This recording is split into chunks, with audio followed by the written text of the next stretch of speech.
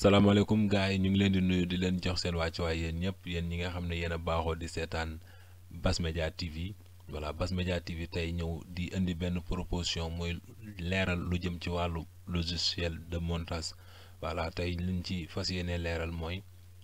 benn logiciel boo xam ne yaatu na yaatu boo xam ne daanaka àdduna bi yëpp moom la ñuy liggéey muy lan Adobe Premiere Pro donc Adobe Premiere Pro la ñuy ñëw fas yéene na leeral lan mooy Adobe Premiere Pro ak nan lañ koy ubbee ak nan nañuy def ba commencé ko utiliser ak fan ngay jaar donc fi nga war a mën a jaar yëpp bari na donc dañ koy def bref rek pour mu gaaw ci yéen et puis mu leer ci yéen da nga koy télécharger moo xam ci seen site bi moo xam nga télécharger crack bi ñoom ci seen site yi boo fa duggee dañ la koy jaay walla nga jënd licence pour mën ko utiliser donc ñun dañuy proposer aussi ay crack am nañ ay crack yoo xam ne bu ñu messager soobee yàlla dinañ leen ko jox incha allah. léegi nan ngay def mooy da ngay ñëw boo ko téléchargé day nekk ci sa bureau moom ngeen di gis nii ma teg ci souris bi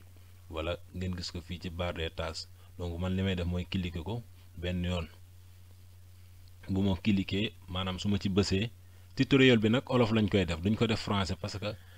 y a pas mal de tutoriel ci li nga xamante ne si mooy internet bi surtout ci YouTube bi mais ñun li ñuy def mooy dañ leen koy proposer ci olof donc boo lancé li nga xam ne mooy Adobe Premiere Pro bi fii la lay indi ci accueil bi donc accueil bi moo nekk nii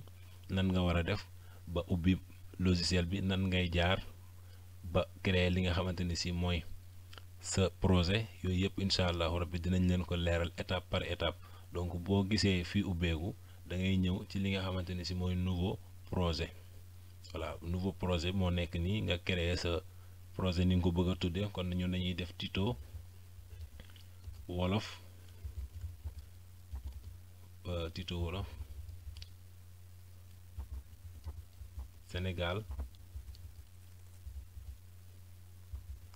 Sénégal waa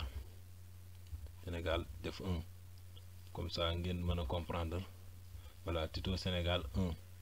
ñu def ok fii bu ko defee li ngeen di gis nii yëpp du ngeen fi laal dara noonu ngeen koy bàyyi li ci am solo li nga war a laal fii daal mooy non maanaam tur bi ngeen di changer boo paree nga ñëw bës ok voilà boo bàyyee mu lancé wu indi la fi nga xamante ne si mooy fi ñuy monter donc lii moo nekkoon li nga xamante ni moom lañ leen doon leeral tey di leen jox dig daje ba fan yi incha allah ci beneen numéro bi comme ça wan leen fan ngay jaar ba monter gi yëpp incha allah jaa ngeen jëf.